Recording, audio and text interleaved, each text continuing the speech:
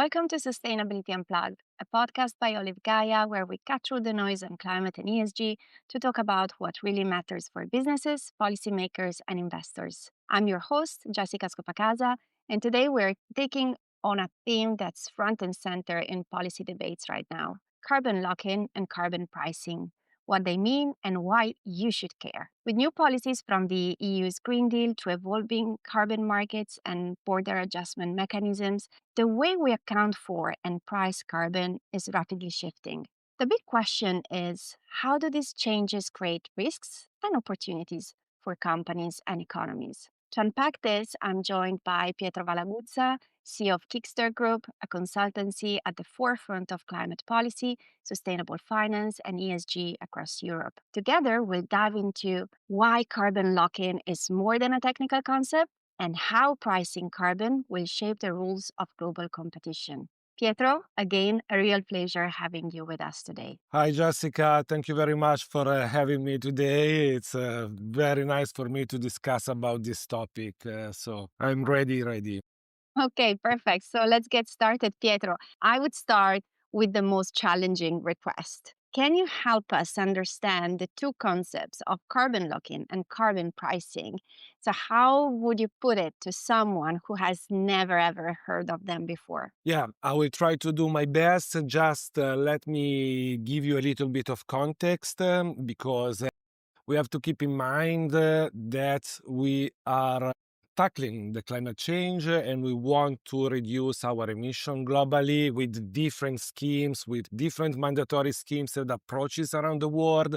But we know very well that we have to reduce our emissions in order to be aligned with the goal of the Paris Agreement. So we need to reduce our emissions to avoid the increase of the average temperature. And we know that we are terribly late. We're mentioning some countries are setting already a price on carbon. It means that when they are setting a price on carbon, for every ton of CO2 emitted, companies, or basically the emitters, because can be also aviation, shipping companies, and so on, have to pay.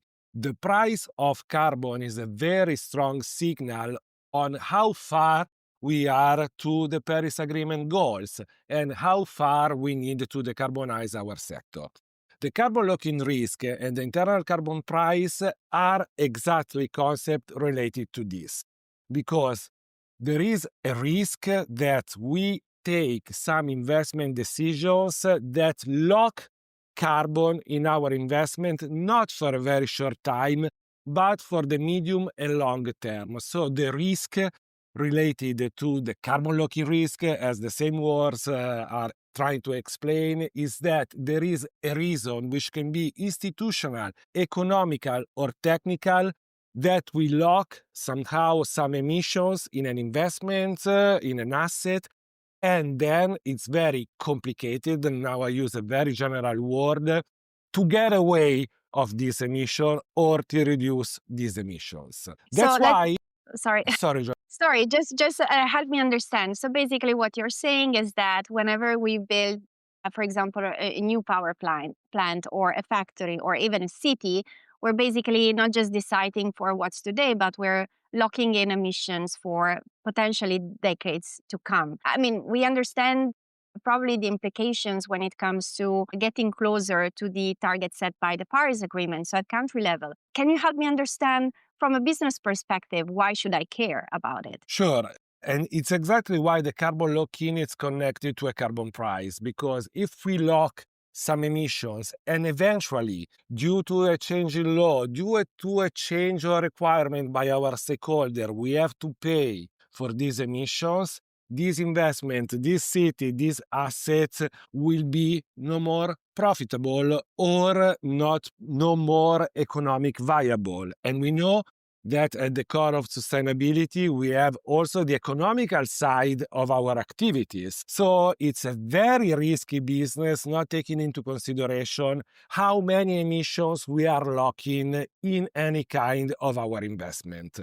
If I'm investing in something which is generating a lot of emissions and in the next years the government decide to put a price on carbon, this asset probably will be considered a stranded asset, something that I had get rid of it because it will be too expensive. But as I was saying before, it's not always easy to get rid of an investment because you have invested a lot of money, because we have created jobs, we have created infrastructure, so it's not possible. That's why even if there is not a direct price of an emission set by a carbon tax or an ETS, it's very important for companies to internalize already what we call a carbon price. So a mechanism which can establish, let's say, a price for our emission, and this same price can give us an idea on how costly our investments, our asset can be in the future. Carbon lock-in risk and internal carbon price, therefore, are connected because in the assessment of the carbon lock-in risk, we have to take into consideration also a potential carbon price. Let me finish this brief introduction with a general consideration also about the carbon lock-in risk because it's very, very interesting from my point of view.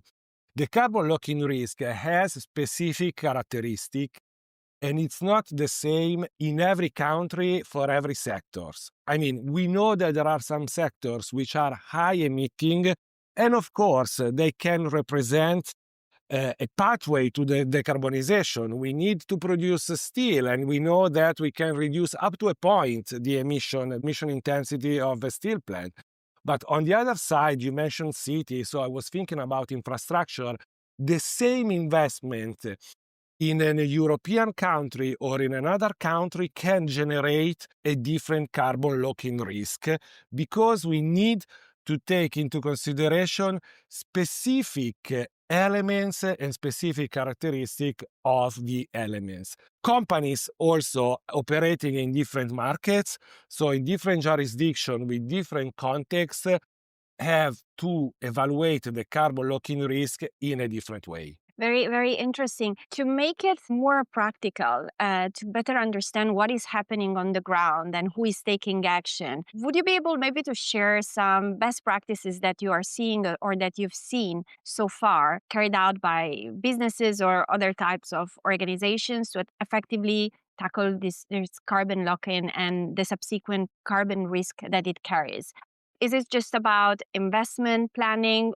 What does it really means from a practical point of view? Okay, in Europe, inside the requirement of CSRD first wave, there was a non-binding, so a non-mandatory data point about the carbon lock-in and the internal carbon price program defined by companies. So let's say that in the last years, also big corporates started to try to assess on this risk or to define the internal carbon price program. When it comes to the carbon lock-in risk, so far a lot of studies have been developed about how to assess on the carbon lock-in risk, but they basically were focusing on the qualitative aspect. And the problem of assessing a risk based on qualitative elements is that we cannot compare the result. So in the last year and a half, financial institutions, corporates have tried to define methodologies to have a quantitative approach to the carbon lock-in risk. And that's what you know that we are doing since a lot of time, creating frameworks that give a clear process on how to understand this risk. Let's keep in mind that there are three main sources of carbon lock-in. One is institutional, one is economical, and the other one is tech. Let me explain you briefly what I want to mean with these words. Technical is that we are investing, or either we have an asset already set that has an old technology, or there is a very good chance that this technology will be replaced soon. So basically here the carbon lock-in here wants to identify the risk of a switching of technology. On the economic point of view is what I was saying before, is that we really need to set a price of carbon. If there is not a carbon tax, if there is not an ETS, we have to define our own carbon price, and I will explain you why practically how a carbon price can be defined. And the third one, which is institutional, which is a risk that even if in our country, in our jurisdiction, there is not a mandatory scheme for the reduction of CO2, all of a sudden policies change and we have to start paying for our emission. This free concept can be transformed, and actually is something that we did for banks and for corporates, have been transformed in KPIs that can be measured and then can be tracked. So we also know how our performance in terms of risk can be developed. It's not an easy job, of course, because we need to understand, first of all, the emissions, because we need to know if the emissions are on the right pathway to the Paris Agreement goal. And so we have to confront with benchmarks. You know very well how it works. You work on this too. So we have to create scenarios that should be reliable. But this scenario should be, let's say, enhanced with other consideration about technological switch and also, let's say, policies change. On the other side, the internal carbon price can be set in very simple way by companies. We have some example in America where the carbon price internally set is basically a carbon tax. So I define an average value of the carbon based on third parties database, third parties studies, and I try to price all my emission based on this. This is not very specific, and actually it's not really focusing on the main goal, which is, as I said at the very beginning, which is the decarbonization of our businesses, of our sector, of our industries. So more complex companies normally take a different approach, which takes into consideration the marginal abatement cost curve, and so how they can really decarbonize. And the carbon price is at least equal to the cheapest marginal abatement cost option. But beware, when I say the cheapest, I consider not only an economical value in terms of 1 ton of CO2 removed or avoid, but especially in the last years, we take into consideration something which is the cheapest for all society, going back to the concept of externalities and negative externalities, where we have different elements building up our cost. So to summarize a little bit, a carbon price is a numeric value that I give to my emission. It can be defined in a very simple way or in a much more complex way, considering exactly the decarbonization pathway and the decarbonization options of my sector, of my asset, of my business. And the carbon lock-in risk is an evaluation of risk. So it's not a number, it's a high risk, medium risk, average risk, taking into consideration institutional, economical, and financial elements that can be at risk of creating a new framework, and so a big need of change. Okay, Pietro, this was a very clear way to explain the relationship between carbon lock-in and carbon prices and how what this means basically for organizations and for emission pathways in the future. So you touched upon different other concepts, externalities were one of them, but also you mentioned the European Emission Trading System or ETS. You also touched upon border adjustment mechanisms, which is also known as CBAM. This is highly relevant for the regions like the GCC from where I'm speaking now, because for export-driven economies, from aluminum to steel to cement, carbon pricing abroad can directly shape competitiveness here at home, basically. So can you walk us through the various types of carbon pricing? So you mentioned also internal carbon pricing, but also, as mentioned, ETS or taxes, and why businesses and policymakers in this region should be paying attention right now. Yeah. Okay, there are different ways to put a price on carbon from a policy point of view, of course. The easiest way is to define a carbon tax. A carbon tax is a flat price for a ton of CO2 emitted. Let's say 50 euros, $50. This is the average value of a carbon tax around the world as of today. Producing steel, emitting emissions for logistic, every ton of CO2 has to pay $50.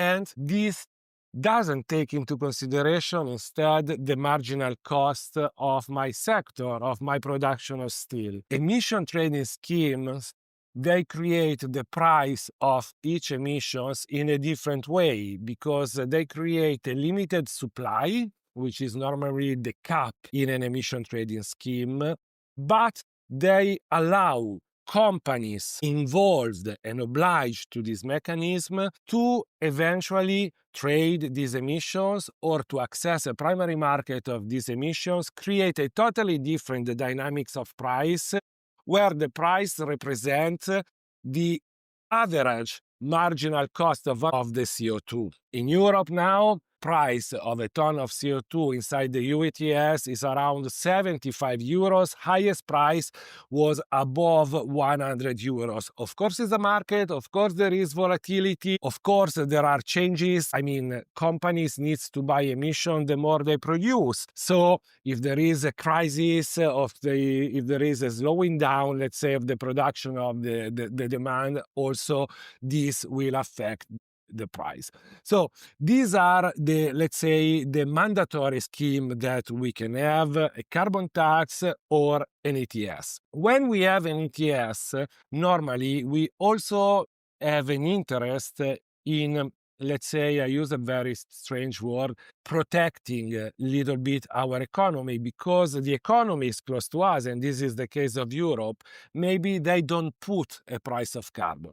That's why in the EU ETS, in other ETS in the world, for some sector, which are the carbon leakage sector, so the sector that would better go away from Europe to produce, not to face this cost, have a specific treatment in terms of free allocation of emissions. This means, simply translated, that I don't have to pay for all the emissions. I have a quota of free emissions. But when I have an ETS, and this is the case of Europe, I want also, let's say, to prevent that I import goods that are not covered by a same treatment in terms of CO2 like the one I produce internally. And this is the case of a carbon border adjustment mechanism, which is exactly an adjustment based on the embedded emissions that I do at the border in order to put a price on this emission. And this is very, very, very important for export-driven countries, and they are exporting to Europe, in the future to the UK. There is already one place in Canada. So many different jurisdictions are asking to all exporters to assess on their embodied emissions, and even if at the end of the day it's the importer which is paying these taxes, this has a direct impact on also the chances to increase the export to the jurisdiction where there is a place of carbon. So for businesses, also outside the boundaries of the system, it's very, very important to understand how these mechanisms work and how it's relevant for them to decarbonize, because in a globalized world like we're living today, a policy in Europe, and this is an example of the EU CBAM, it's strongly impacting on the decarbonization of companies outside the European Union, because if they don't decarbonize, the embedded emission of the exported good is too high in terms of CO2 prices that the importer and therefore the consumer has to pay, and so they will lose shares of market. I think that this is, we talked about this, I think, in the previous episode of this podcast together, but it's really, really a crucial topic that some policies, and I talk about Europe because we are a European-based company, are really affecting and shifting not only company behavior, but also foreign countries' decisions in terms of policies. We know that lot of governments, after the introduction of the EU CBAM, speed up the process to develop national ETS in order to find a way to help companies to decarbonize. So you're seeing basically a trend with expanding policies and regulations beyond, of course, the well-known example of Europe. Other regions are currently also expanding their carbon tax or ETS system. Is this what you're saying? Yeah. There is an increasing number of ETS or carbon taxes, but because the climate matter is urgent. Mhm. It was recently published a map with the temperature anomalies in the world, and all the countries in the world are affected somehow with an increase or also a decrease of the average temperature. And this will create a lot of adaptation problems because it means less rain, more rain. It means to have wildfires, for instance. And the only way is, from one point of view, is to adapt to these changes because we cannot change it again. And on the other side, to mitigate our impacts to the climate change, and so to reduce our CO2 emissions in order to reduce this change, which has real impacts on people, but also on economies. So everywhere in the world with different approaches. I mean, not all the jurisdiction, not all the policymakers think the same way in terms of how to make it happen, but there is a big trend in at least asking companies to disclose on their emission. First thing we need to know is our carbon footprint. What are we doing in terms of CO2 emission? Then to monitor this emission and somehow to reduce this emission. And the reduction of emissions can be, let's say, driven by governments, by carbon taxes, ETS, or incentives, meaning money that I give to you only if you go to the target that I need or that I consider right to tackle the climate change. Absolutely. I think you touched on the rising cost of inaction. We're seeing again what it means not to tackle global warming in a timely fashion, right? With costs going up when it comes then to deal with flooding, with wildfires, with other disruption caused by extreme weather events. But let me play the devil's advocate here, just a little bit more. We know that in sustainability, oftentimes early adopters bear very high costs for innovation, for compliance before there is actually scale. And we know that oftentimes competitors who wait can learn from these first movers and enter later the sustainability race at a much lower cost. Do you think this also holds true when it comes to carbon lock-in and carbon pricing? Or is there an advantage here for first movers looking into this now, setting aside, of course, compliance? As we know, once the regulation is there, it's there. I think there is an advantage for first movers because, as I said before, it's very specific, the assessment that should be done, and it's very high the level of advantage you can have in understanding exactly your asset, your investment, your infrastructure in terms of CO2 and their, let's say, vulnerability to a climate change disaster, either an increasing cost of CO2 arising. We don't have to forget about that, not only by governments and policies, but by also stakeholders. People are worried about the climate change because they live the effect. So the more the business they get ready to face these challenges, the more they can transform this into opportunities. So this means that first mover assessing on the risk of carbon lock-in or defining a strategy to tackle the carbon lock-in risk, they will have a better portfolio in terms of investment. For a bank, they can select company that will last in the future. So if they are investing in a company, loaning money in a company, they will have this money back. For a corporate, if they are enlarging their business, changing their operation, they will be sure that these operation and businesses will be resilient. So I really think that there is a very big advantage.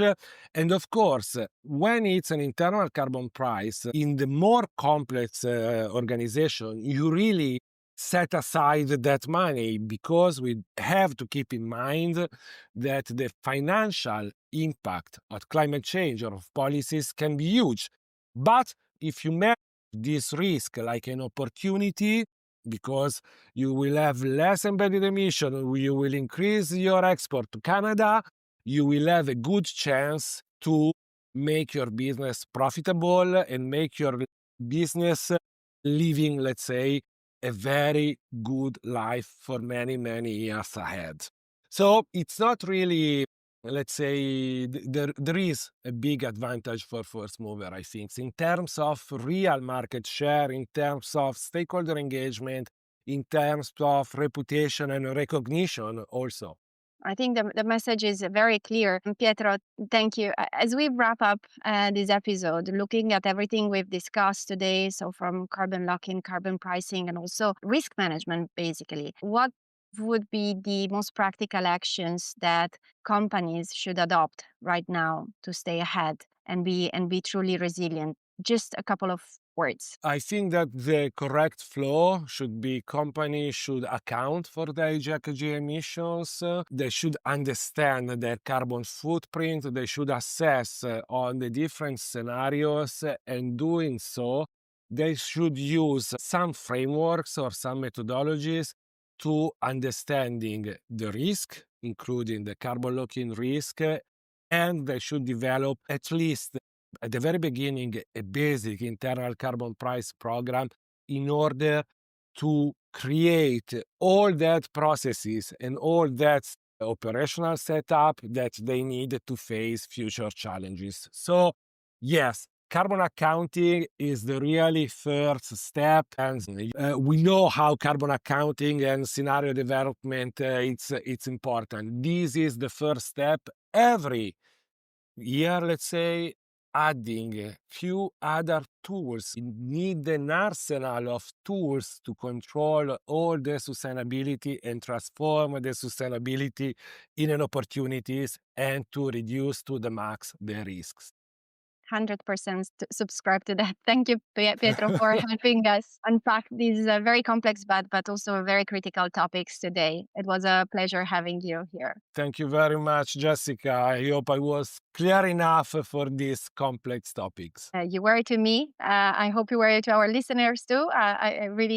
I think so. So thank you again for tuning in to listen Sustainability Unplugged. I hope you enjoyed this conversation. If you did, stay tuned for the upcoming episodes. Until next time, I'm Jessica, and this is Sustainability Unplugged by Olive Gaia.